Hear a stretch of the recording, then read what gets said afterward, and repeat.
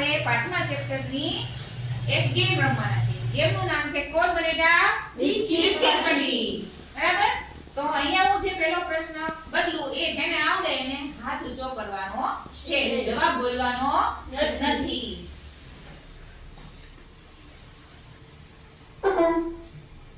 આગલો પ્રશ્ન આપણે જોવાનો છે.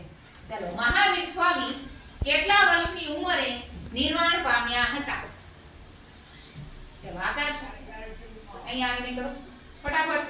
આવી જાવ જલ્દી.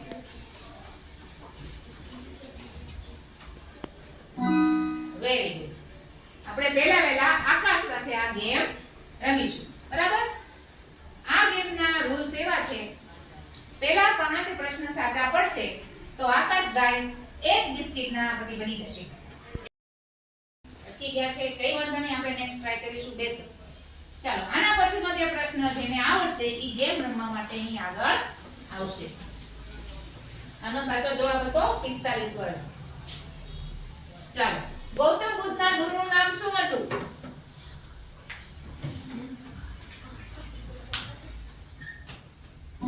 સરસ. શુભમભાઈ ગેમ રમવા માટે આવી ગયા છે. તો એમના માટે પહેલો પ્રશ્ન આ રહ્યો સ્ક્રીન પર. મહર્ષિ સ્વામીએ કેટલા વર્ષની ઉંમરે ગુરુ ત્યાગ કર્યો હતો? ચલો સરખું ટચ કરો.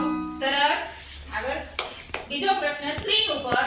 મહાવીર સ્વામીને કઈ નદીના કિનારે જ્ઞાન પ્રાપ્ત થયું હતું? Very good. ત્રીજો પ્રશ્ન. ગૌતમ બુદ્ધે સૌપ્રથમ ઉપદેશ કઈ જગ્યાએ આપ્યો?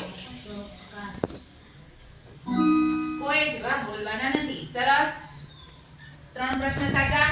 ચોથો પ્રશ્ન. ગૌતમ બુદ્ધનું અવસાન કેટલી ઉંમરે થયું હતું? Very good. 4 પ્રશ્ન સાચા પડી ગયા છે. કઈ અવસ્થામાં કરવામાં આવ્યા હતા? સરસ.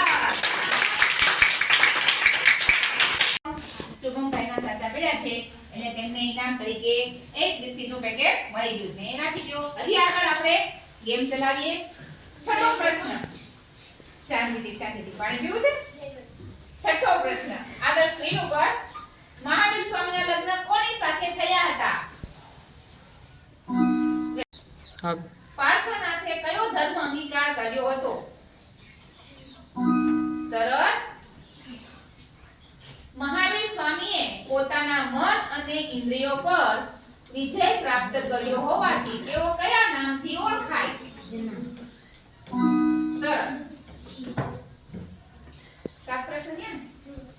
8મો પ્રશ્ન. ગૌતમ બુદ્ધના પુત્રનું નામ શું હતું?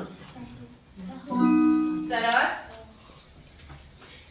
બૌદ્ધ ધર્મનો ફેલાવો ભારતની સાથે બીજા કયા દેશોમાં જોવા મળે છે? સરસ. 10મો પ્રશ્ન હવે છેલ્લો. ગૌતમ બુદ્ધે કેટલા આર્ય સત્ય આપ્યા? 1, 2, 3 કે 4? સરસ.